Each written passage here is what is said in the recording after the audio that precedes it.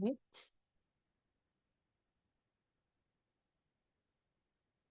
I think people are rendering in, so we'll give it a few more seconds. Welcome, welcome. Thanks for joining us. Get your questions ready.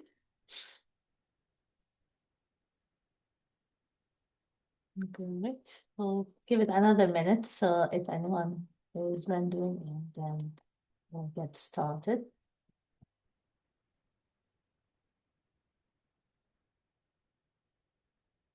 Okay, let's get started. We have quite a bit of um, info for you to go through. Good afternoon, everyone, and warm welcome. It's a pleasure to have you with us for this Ask Me Anything session on the MSc Healthcare Data Science program at the University of Cambridge Professional and Continuing Education.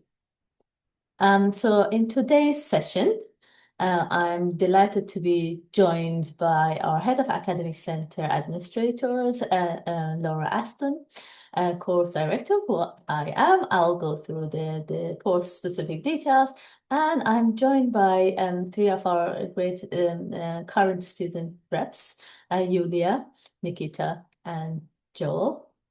And we'll hear also from Erigel, who is one of our module leads. So today's session has been designed to give you a clear sense of what the program offers, who is it for, and what it is like to study this course in practice. We know that for many of you as prospective applicants, choosing the right program goes beyond just the course content. You want to know and have a clear understanding of how does it look like studying in Cambridge, have a clear understanding of health data science program as a whole and how the sophisticated design and approach we have on teaching of this program can support your longer term professional goals. So our aim today is therefore to provide both an informative and honest introduction to the course. And I'm glad that this session is empowered by our student reps.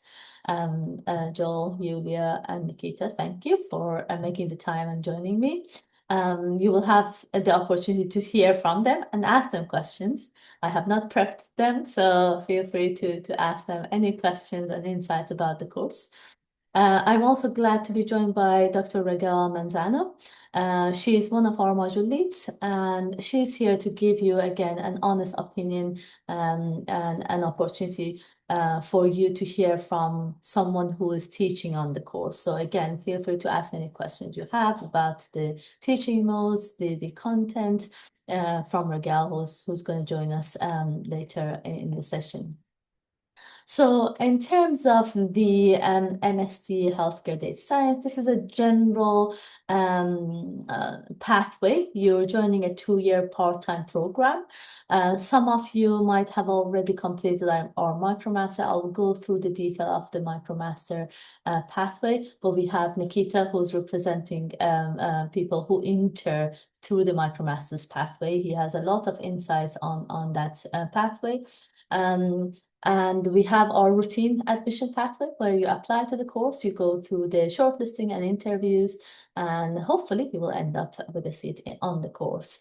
And your first year will be focused on 6 core modules, followed by your second year, which will be focused on stats module. So you will be on data analytics up to your dissertation.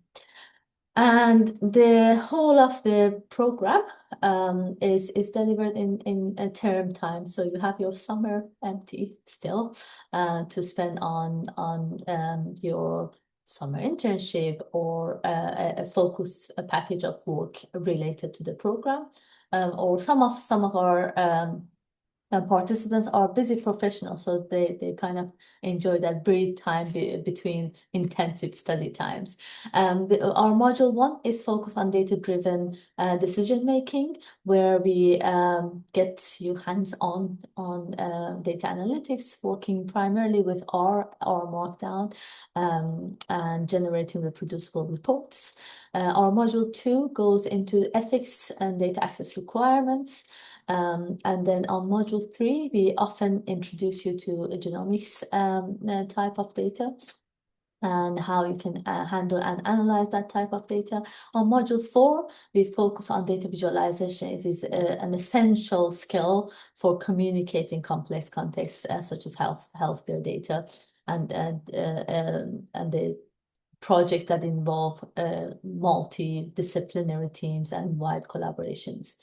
On your module 5 will be switching from R to Python, working on machine learning approaches and model evaluation, which is a very current context in healthcare.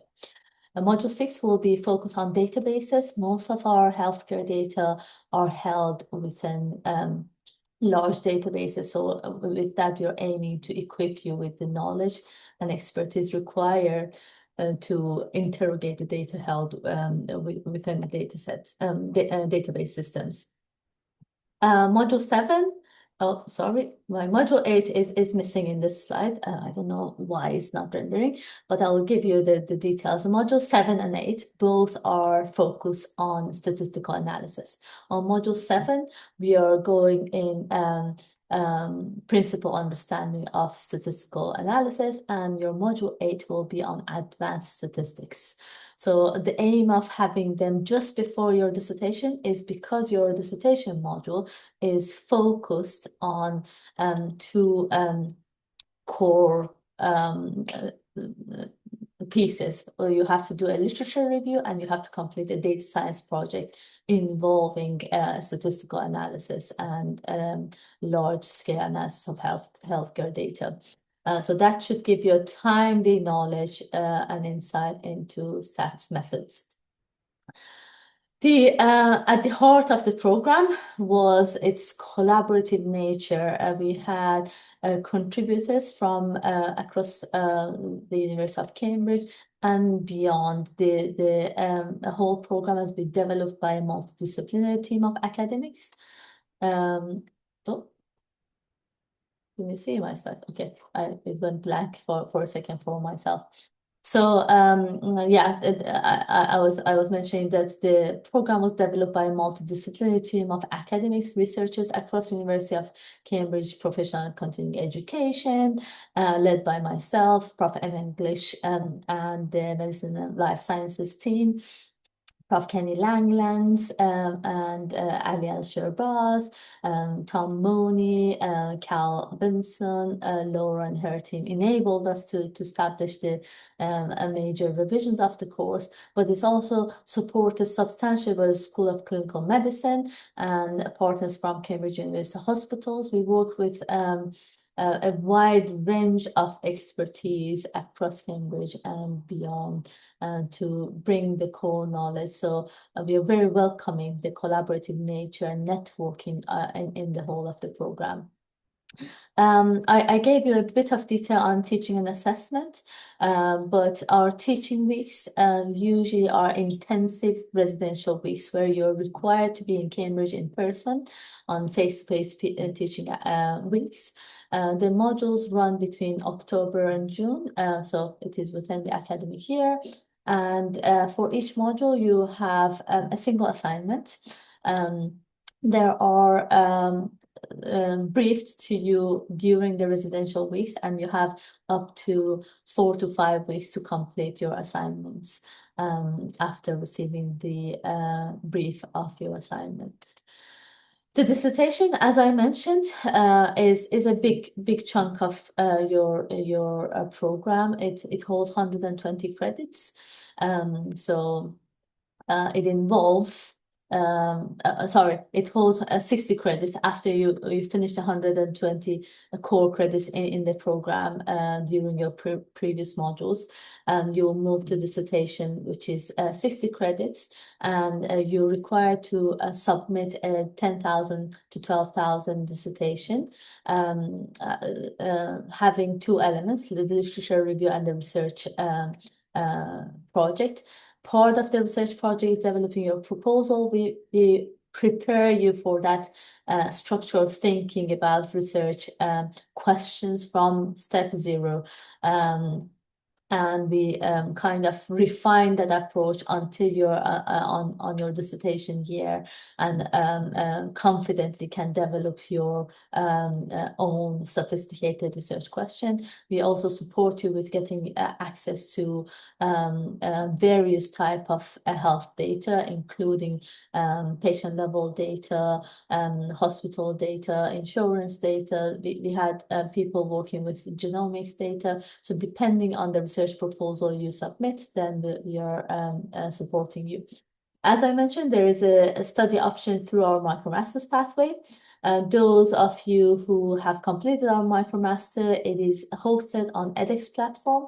And if you wish to enter through our MicroMasters, you have to submit your capstone assignment and have it marked and having a pass mark through that prior to your entry to the program. So if you're planning to enter to our 2027 cohort, then you should be hands-on on your capstone by now or very shortly, because our admission window closes at the end of April.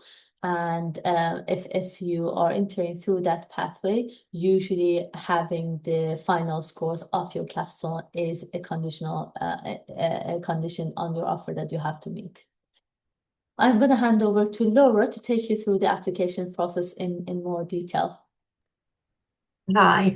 So there's a couple of stages for the application. So firstly, you have to complete the application form and you have to have that submitted by the 28th of May. You can apply from any time up to that point.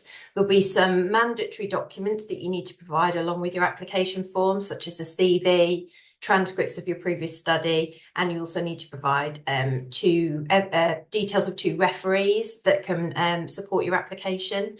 You'll then be shortlisted potentially, and if you are shortlisted, you'll be invited to an interview. We are starting to interview now. We will give you a week or so's notice if we're inviting you to interview, and it's just an excellent opportunity to meet with Fatima, get to know the course a bit more, for us to get to know you a bit more and ask any questions that you might have. Should we then decide to make you an offer, there might be various conditions attached to that. That might be to provide evidence of competence in English, depending on your nationality and where your previous degree was from. It might be a condition for you to complete the MicroMasters on edX, if that's the path that you're entering into. So that's the bare basics of the application. And in terms of conditions, you'd have to meet all of your conditions by the start of September at the latest in order to join the course in October.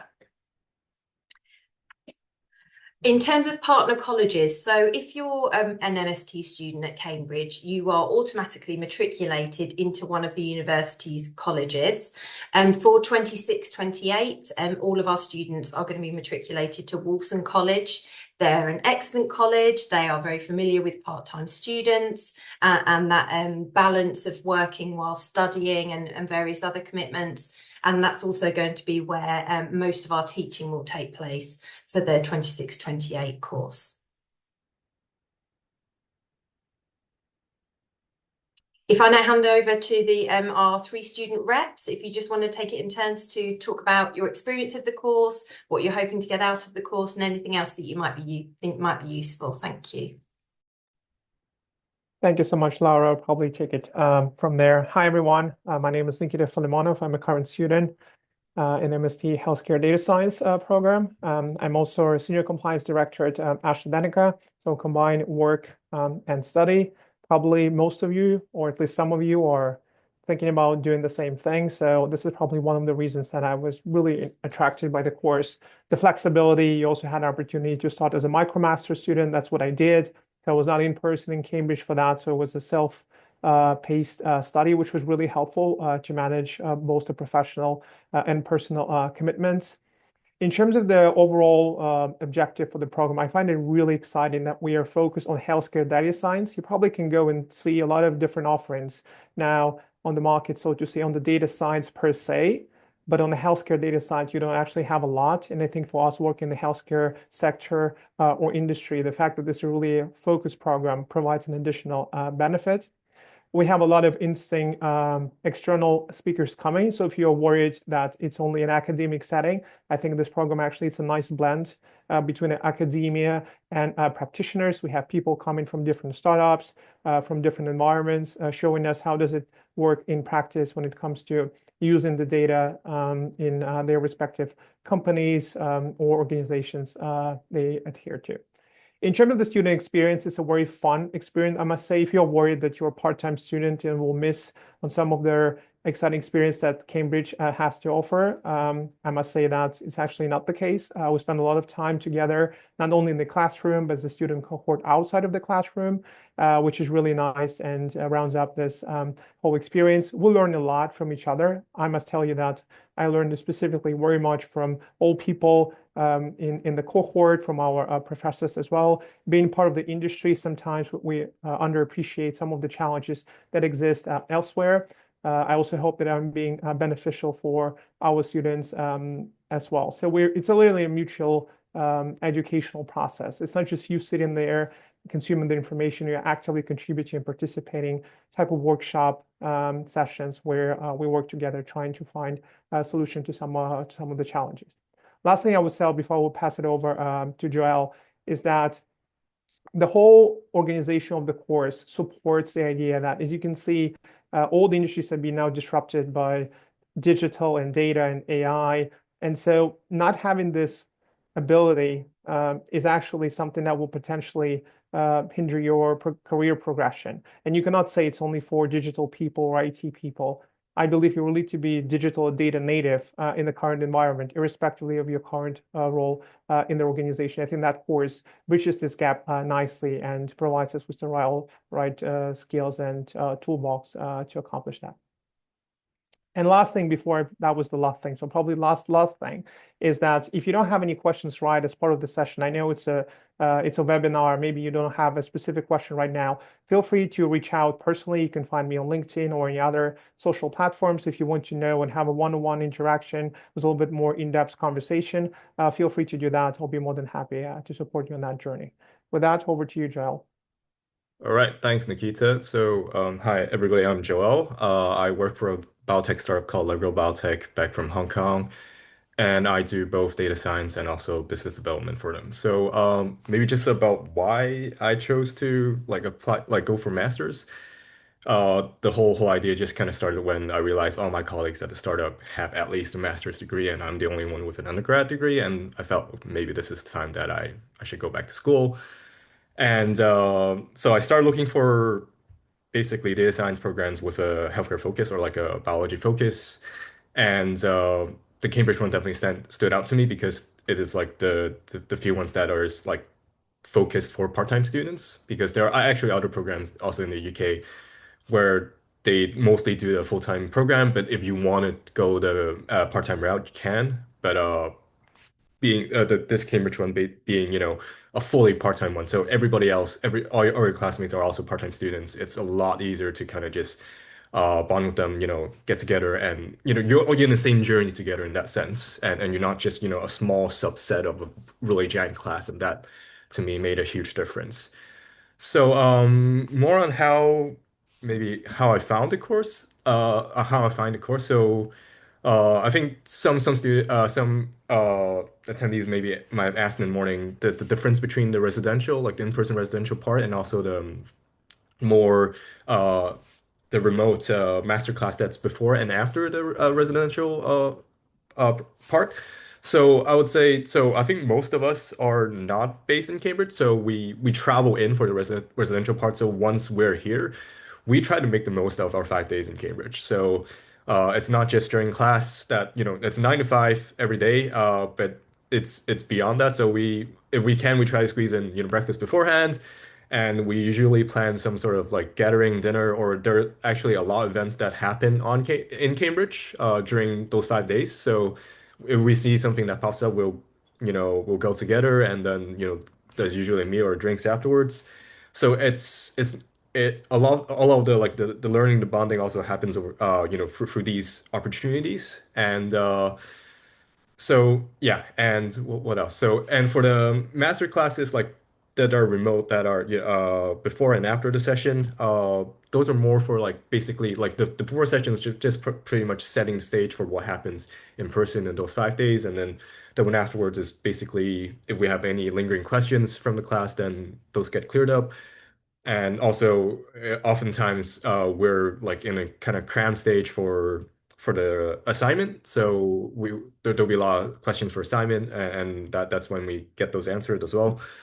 Um, and overall, like maybe I can also share a little bit about like our class makeup. So uh, Nikita here, Yulia for me. So we're more on the mature side. So we've been working for a while, and then we're going back to school. We also have basically students, classmates who are just, came straight out of, uni. So like just with undergrad, straight out of undergrad. We also have clinicians. Actually, we have free doctors, working doctors, practicing doctors with us. And we have people from marketing, we have people from compliance like Nikita, we have people from finance like Yulia. Uh, we also have so we also have people who work with, let's say, proteins. Like they do things like they work for an antibody company. So it's very diverse. So everybody brings something different to the table, which is also, I think, like what Nikita says, like help us learn together from each other, which is also very important. Along with the very intense, 9 to 5 classes that we get throughout the day. So I hope I'm not hogging too much of time. One last thing. So same thing applies. So you can reach out to me on LinkedIn to ask more questions. I did that when I was applying. So I looked up for other student like graduates from the same program on LinkedIn and just to get a sense of things, and that really helped with my application, I feel. So if you want to do that, just reach out to me on LinkedIn as well. So without hogging any more time, I'll pass it to Yulia. Thanks, Joel. I cheated a little bit, guys, as you see, because Joel and Nikita already covered majority of items. I can share my experience. I started thinking about master's degree. I moved to UK about 4 years ago, and it's a great place and with great universities and best universities in the world, as Cambridge. So I started exploring different programs, and I'm coming from traditional finance background, and I already have few certifications, international ones, and it's quite boring job. And I was thinking like, and I spent last 10 years in Johnson & Johnson finance department, different finance roles, and some of them were at the border with technology. I had some projects related to data science, and that's where I thought maybe I'll go to data science. But a lot of programs were not suitable for career because it's just impossible to study, or you have to take a gap year. And this program was just a solution and also focused on a healthcare data science, which is very unique and very young. I see that some universities start launching similar programs, but I think our is the best one. And we have, because it's not just about what you study, it's also where you study and which who are your teachers, who is your cohort, the connections you get, people you meet, and experience you get. So I would strongly encourage you to apply, because this is fantastic opportunity and it's absolutely suitable to a career. So it's like 6 weeks in 1 year. It's standard holiday plan, so it's easy to fit, and it's not a sacrifice. I think it's investment in your future. So strongly encourage you guys to apply. And yeah, feel free to reach out if you have any questions. I applied. When I applied, I had no background on data science. I had some knowledge from university from 15 years ago, and which didn't help, to be honest. And now, after 4 models, like we all already on it, we know about different researchers. We know a lot more about healthcare in general, and we are comfortable coding. So don't be afraid if you don't have a background or you think I'm not good enough, I'm not smart enough. All of us can do it. Like we came from such various backgrounds. Like finance is okay, at least we know numbers. There are people who are doctors who never smelled IT or numbers or technology, and we're also successful in this course because we have amazing teachers who help and support us on our journey. So feel free to ask anything. Thank you. Thank you very much, all. Again, as I said, there was no briefing, so I was intrigued to hear your feedbacks as part of this. But one of the approaches that we took was to be responsive to the messages coming. Obviously, it's a course in running, and all of our students, including Nikita, Joel, and Yulia, being our critical friends, telling us where things can improve. And we all one of the strengths that I'm proud of is, as a team, as the academic team, we are welcoming those feedbacks and addressing them. I'm gonna hand over to Dr. Manzano, who is here, and gonna tell you all about the teaching, how the teaching of the program happens. Raquel, over to you. Thank you very much, Fatime, and hello, everyone. I'm glad that you had the chance to hear the students and to hear what we are doing. It's really about. I'm here as one of the module leads. I am the representative today. I have actually done a couple of modules now, module 3 and module 4. In my specific case, module 3 is more like more omics data, and then module 4 we've had a lot of fun doing data visualization. But the structure that we more or less follow, because we do have an overall structure that we follow, it's having some master classes where we have a pre-module where we catch up on what are the expectations, how the week is gonna go. And then we are going to have the residential week, and then our final post-module masterclass that is more a catch-up, and most focus on the assignment and help you out in case you have any doubts. But this is the overall structure. But then for each module, the structures, they do change a little bit, the details and the things that we teach.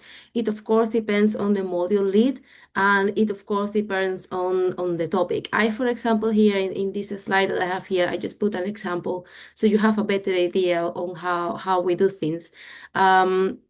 This is the structure that I follow for module 4, just some structure on what are we going to do each day, because it's just 1 week that we have you here in person, right? So it tries to be very focused on 1 day, 1 key message that you can take home, and that's something that you can learn, because what we try is that you get exposed to a lot of things. So it is very intense, but at the same time, we also hope that you take all this home, and that you do a little bit of work, you do a little bit of investment on trying to understand, and of course, expand on the things that you like, right? Because we expose you to a lot of things. We do not expect that you like them all. That would be too difficult. But the ones that you like, please try to expand. As I always tell everyone, I am very happy to get emails, questions. If a student comes to me because they found something interesting, for me, that is the best win I can get out of a module. Like someone got interested, even if it was in just one small topic, that is fantastic. But then, of course, the way of delivery depends on the module lead. In my case, I like to be quite interactive. I try to get interaction out of my students. I think that is the best way, right? You're here for 1 week. We might as well use that in-person experience. And I think that we will, of course, have lectures, but I think the strength of that residency week is that you are all here. And I think, as Julia was saying at the end, is that you all have different backgrounds. It is great to have that feedback between you all. And in the discussions that we've been having in the modules, it was really interesting. So that was very nice. And of course, because you will be here in Cambridge, you will get, we do have access to very interesting lecturers, not only from academia, but also from industry.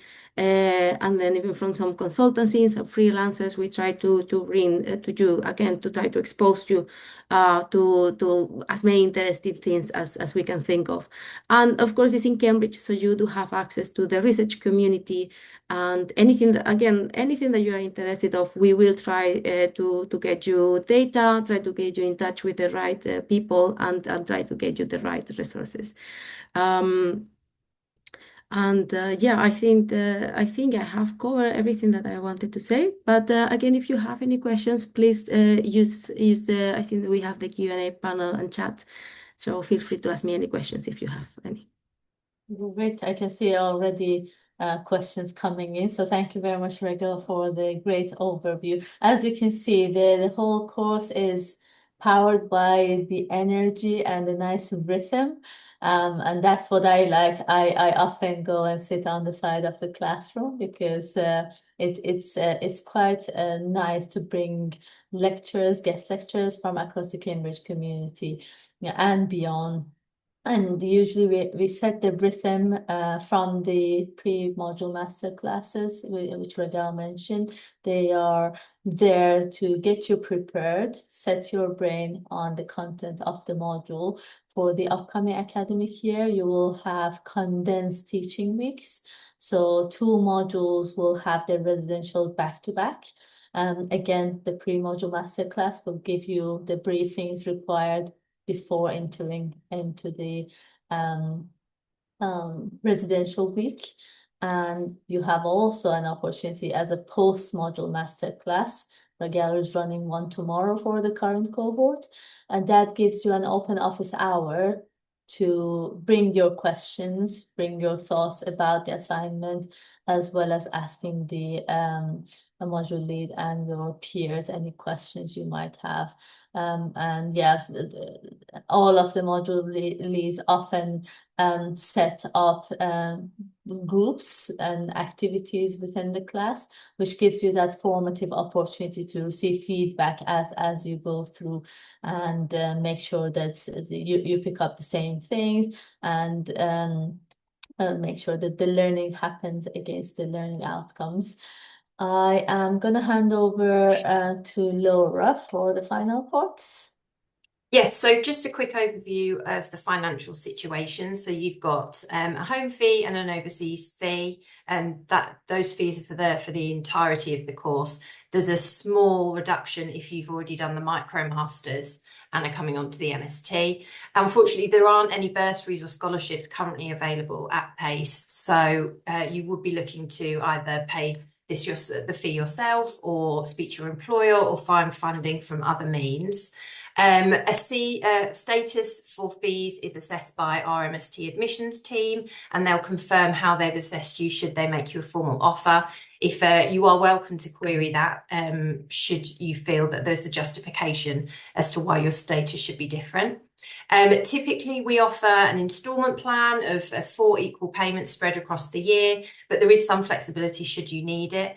And there's an expectation that you'd make that first payment before the course starts. If you're being paid via your employer, then we can set up an invoice for you. And we've just put a link in the slide there that will probably go in the chat shortly about financial support and external funding opportunities, should you want to look into that. Fatima, are we on to the Q&A now? I think I will stop sharing, then Yeah, we can take questions from the Q&A. Great. Okay, so if I start to pull some out, and I'll try and answer what I can, and then I'll direct members of the panel if I can't. So we've got somebody here who didn't have a great undergraduate degree performance, but has got other qualifications.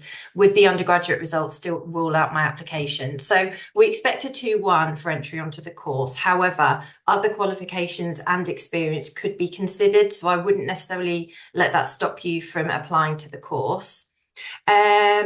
Is it possible to apply this year for the 2027 intake? So no, unfortunately not. So the 28th of May deadline is for entry onto the course from October 2026.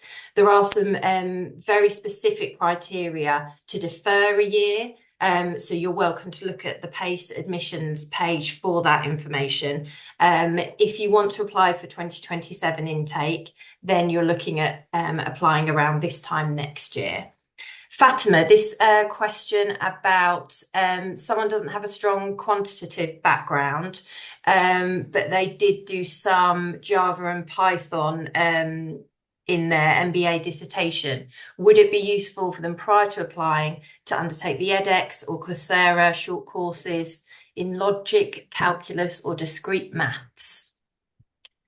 Anything on that? That's a very good question. I'll also draw from the insights of our students, but what I can say is we train you for all the learning outcomes that we have for the course. We train you. However, it's a very competitive entry. So you would really boost your application by having those additional experiences either with hands-on internships or through courses offered online. Because one of the criteria that we assess your applications on is relevant knowledge.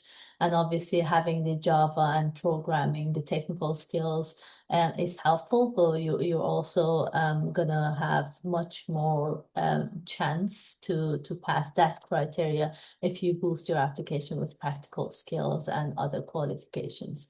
I don't know, Nikita, Yulia, Joel, did any of you have the same situation or have any advice for this specific candidate? Yeah, I can probably share my experience. So to be perfectly candid with everyone, I didn't even know that R existed at the time I was considering this. Now, obviously, the prior experience in the healthcare definitely helps because this gives you the right context where the thing takes place. What I will say is I've applied an approach where you need to invest a little bit of your time to understand some of the basic concepts. This really helps to follow the whole content being presented as part of the week.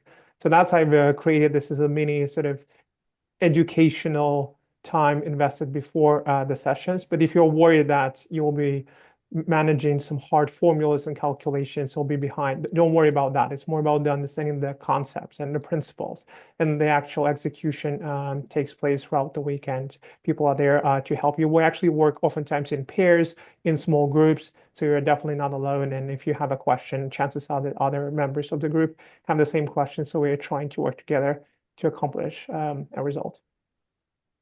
Great, thank you. Do we know which college the 2027-29 cohort will be with? We haven't established that yet. This year, the students are at Homerton College, next year, Wolfson College. We go live with our website for 2027 courses in September, and at that point, we would hope to have it on the website confirmation of which college you would go to. This one, I think potentially for the student reps, if you wanted to help here. What are the main career prospects after the programme? Can students go on to do a PhD? I don't know if you have any views about how you think this course might help your career, what your plans are. Any student reps? Joel? Sure, yeah, I can try to take this. So, I think so on the PhD side, so we're still just kind of like halfway through our module. So, but from what we heard from Fatima actually, so I think for some previous cohorts, some students did go on to PhD programs, and I think we also have classmates who are thinking about doing PhD after this. So, and I also talked with like other current PhD students in Homerton. So basically, one of our speakers, and so our understanding is like having MSD also kind of preps you a little bit for PhD applications further down the road as well.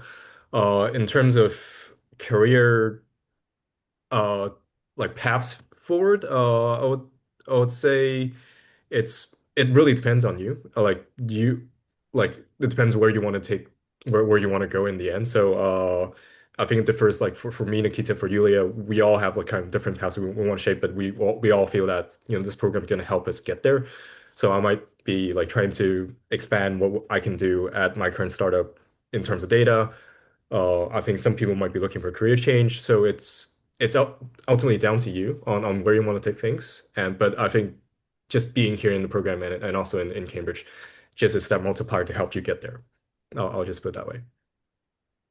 Yeah, I would agree with Joel, and I would add maybe I'll give you an example. Like I have no plans for PhD, I never had. I wanted masters, maybe another masters later, depending like where career goes. But for example, for career, like being in finance for 10 years, now I would like to move towards research and development. And I started already networking within my company and telling about my course, what I'm doing, and that where I want to go with this course. So it's not necessarily a change of career completely, but it's about complement your career with this course. Great, thank you. Nikita, did you have anything to add? Yeah, I would just add on that this course gives you an optionality. And optionality, it's something that we all strive for in a certain world. I can tell you the insights from my organization that any single new post in your new role being announced, even outside of research and development of data, has a data component in it. So you can definitely progress whatever you're currently doing, or you can easily switch jobs or change trajectory, and you still will be able to compete. So I would say that gives you a lot of options, but as Jill was saying, it pretty much depends on what the vision you have for your career to match this with the course and the learning outcomes. Great, thank you. Can students use a postgraduate loan for the fee? I believe so, yes. As long as you meet the criteria for a postgraduate loan, then we can certainly accept postgraduate loan payments. Fatima and Raquel, I don't know if this is something for you. With such a diverse cohort, how do you design testing approaches that challenges both technically experienced and non-technical backgrounds? Great. I think that's a very good question. I'll also defer to Raquel's insight. But what we do, again, we train you before asking you to do anything. Even if you're technically versed, you will be in the same room. I think we have a representative here. Joel is very technically sophisticated in his work. And Julia mentioned that she started with not having any technical expertise, but they both submitted their assignments in our programming language. So we don't expect you to go off and do something magic at your end. We train you in the class. And on top of that, we also have a rubric developed detailing what is mapping from the assignment that you submit into an actual mark or grades. And that will help you to decide where on your assignments you want to invest most of your time. Specifically, being busy professionals, you probably sometimes have to decide which element to prioritize. Is it the introduction? Do I want to do more literature review and kind of build a sophisticated introduction? Or do I want to spend time learning to make two new, more sophisticated data visualization of my data? So our rubric will exactly tell you how that will translate into your grades, and hopefully that will help you. But so far we had a quite positive range of feedback from students as well as module leads. Raquel, do you want to expand on this? Yeah, because it is a great question. For me, as a module lead, it has been a challenge because, it's normal because we have a very diverse cohort. Some people are very familiar with R. There are some other people that didn't even know it existed, like Nikita. And still, I think that if we only think about technical things, I think nowadays it is okay because the main goal of most of the models, I think, is not really the technicality or how you implement the code or how efficient your code is more about the thinking behind it. So I really, at least in the two models that I have done, I have really emphasized so what are you trying to tell me with whatever method you are doing or with whatever visualization you're doing, really think about what you're doing. And that is not really it can be a technical skill in a way how you implement it, absolutely, but the critical thinking, that is really what we are thinking. And then I also the flexibility, right? If you want to go beyond and you want to make a very sophisticated R Markdown or Quarto, very nice visualization, that is fantastic. But what I also say, if you do something simple that it makes sense,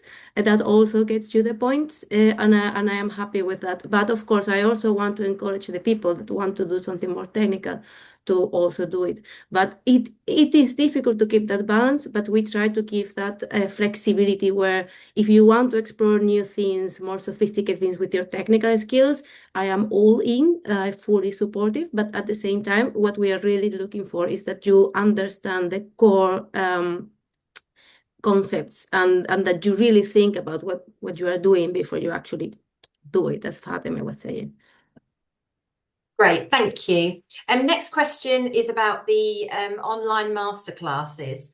Can you confirm whether they are mandatory or not? And then in terms of the student reps, it'd be quite interesting to hear from you in terms of how you've managed the working full-time, presumably, and studying part-time. So Fatima, I don't know whether you want to talk about the masterclasses first. The online masterclasses are there to provide you an opportunity to connect and learn before you actually arrive to your residential. There's also a post masterclass, which provides you an opportunity with bringing your question. They are not mandatory. They are online, and we only record them for audit purposes. So the recording won't be released post of the masterclass conclusion, which meant for the current cohort, we actually had almost 100% attendance. I'm glad that our students found a value of attending that, connecting to each other, and learning about the course before traveling for their residentials, as well as afterwards coming, being very proactive on bringing their questions on the table, tackling them. As busy professionals, sometimes that's the only time you get to find that sophisticated focus that you require for completing your assignments, and that's been the case in most of our students. But yeah, opening it to the panel to add from your experience. I can maybe, like I said it in my introduction, but like I'll just repeat that it's only 6 weeks residential, which fits in normal holiday plan, and masterclass is just a couple of hours, 2-3 hours. I normally just book them in advance, and they know in advance, so you can plan ahead.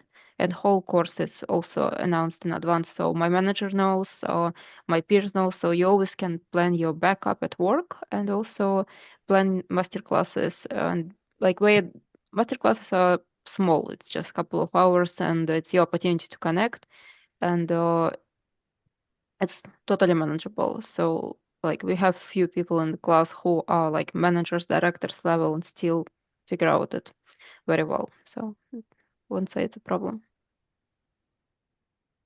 Joel, you came on mute as well. Yeah, I think it's just similar to what Yulia said. So the scheduling wouldn't be I don't think it's the hardest part. Is like I would say that like the assignment's going to take more of your time than just squeezing 3 hours for the master class. So yeah, so you can see Yulia's reaction there.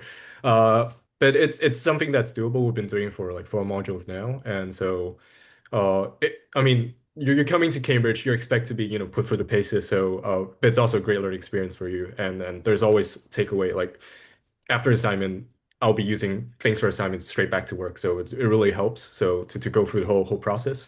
So just enjoy the process and go with the flow. Great, thank you. Given the part-time nature of the course, do students feel connected to the university? Can you still get involved in college-wide activities? So as we've already said, you are matriculated to a college, so you are a member of a college. Next year will be Wolfson, and yeah, that you are welcome to engage as much as you'd like in terms of college activities in the wider university. You have access to a range of facilities, the UL, you can join clubs, that sort of thing. To our student reps, I don't know, how have you found that college connection? Have you had an opportunity yet to get involved? Yeah, it's been great. I mean, we love Homerton, and we like to think Homerton loves us as well. There's a thing called like formal dinners that the college is gonna host, and we all try to be there. Like usually, if it's on a Friday on the last day of class, we all will like a big part of the class would go and join these formal dinners. And usually the college also has a pub, so we do try to sometimes part of us socialize there after class as well. And there'll be like different colleges would have their own kind of events that if you want to try, like if you're not based in Cambridge, you can travel in to join them. We also have classmates who are actually based in Cambridge, so they can tap into these kind of opportunities more. So it's really down to you, like how engaged you want to be. Opportunity is always going to be there. Great, thank you. Question about AI. So is there any AI elements of any modules, any parts of the curriculum that are AI related? So we have a machine learning module that has a focus on a range of machine learning methods, including the large language models and the complex neural networks. So that is the extent that we are focusing. Obviously, there are a lot of other AI courses offered across Cambridge. Some of them also open access, so we kind of draw from those, but that goes beyond the scope of the residential and teaching weeks within this program. But we have links to those within the course material that you can go and explore a bit more. But from this program, you have a single module focus on machine learning in healthcare analysis. Great, thank you. If I apply for the MST after completing the MicroMasters, do I need to meet the same requirements as the normal application pathway, including English language? And is the course still possible to apply for this year? So yes, your status will change as a MicroMaster student. It's a different process to applying for the MST. So you will need to meet all of the requirements of entry onto the MST, as well as successfully complete the MicroMasters capstone assessment. Is it possible to apply for this year? So as we've said, the deadline for the MST is the 28th of May. You can start your MicroMasters now, Fatima, I'm assuming I'm speaking correctly. And as long as you get that completed and marked sort of by the start of September, that should be sufficient time for you to start the MST in October. Yes, and Nikita have a good example of that. He planned it for a condensed completion of MicroMasters, and Nikita can speak to his experience, but it requires you dedicating a focus block of time. And the MicroMasters have 5 courses, including the capstone, and you do require to engage with all of them in order for you to be able to pass the capstone assignment. Yeah, that I can speak to that, Fatima, and it gave a lot of flexibility, but was really, it also requires more planning on your side. You have the educational content on the website, you can interact with it. There are like videos, so you can combine the educational activities, not like a one isolated Vic. But at the same time, the issue is that you need to plan around your work responsibilities so that you can still deliver the final capstone. The requirements are exactly the same as for the ones who are attending in person. So in the end, it's pretty much a research project, and you need to be familiar with R and all their associated requirements. It was worth it, but it required a lot of self-discipline and organization. Thank you. Fatima, how much flexibility is there with choosing the dissertation topic? If someone wants to explore machine learning, for instance, or databases further, can they choose a topic and a supervisor that allows them to focus more on that? Yes, in short answer.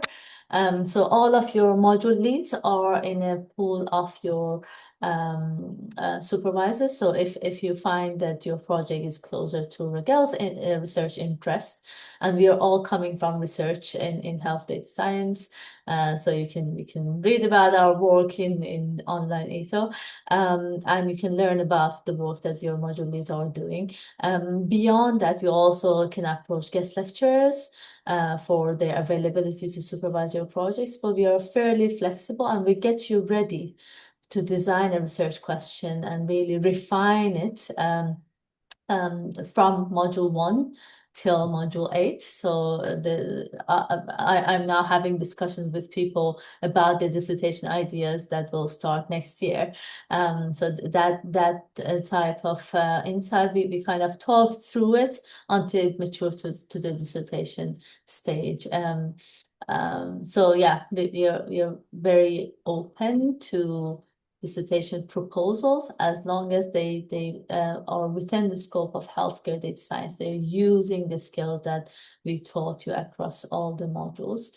And yeah, in that sense, you can onboard supervisors from hopefully the Cambridge community, because they do need to fill out your progression reports.